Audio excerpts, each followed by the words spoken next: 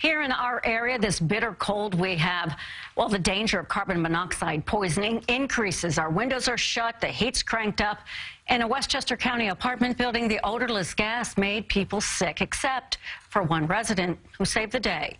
CBS 2's Lou Young reports from Bedford Hills.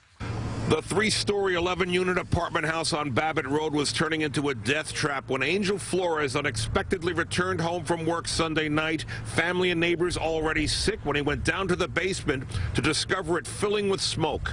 Thank God I came home and there's smell, because half of the people, they would not want to call the fire department or the police because they're scared of the status, the immigrants, you know. Flores, a U.S. citizen, had no such fear and called 911. Firefighters discovered the oil burner backing fumes into the building. His mother was one of 5 occupants treated for carbon monoxide poisoning. She said she cannot breathe, and she feel like pressure in her chest and the head.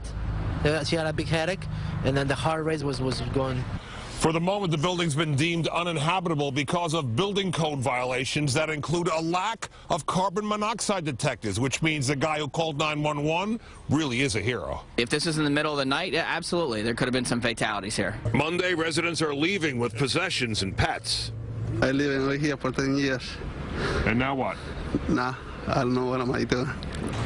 The Bedford Hills building inspector says the place also has wiring issues that need to be corrected before people can live here again. A lot of these items can be resolved. You bring in the licensed electrician, you can get a lot of these things taken care of. But no one's sure if that can happen this week before Christmas. Still, you realize how lucky you were, right? Dice que se sabe lo sortuda que es de que descubrimos que había gas.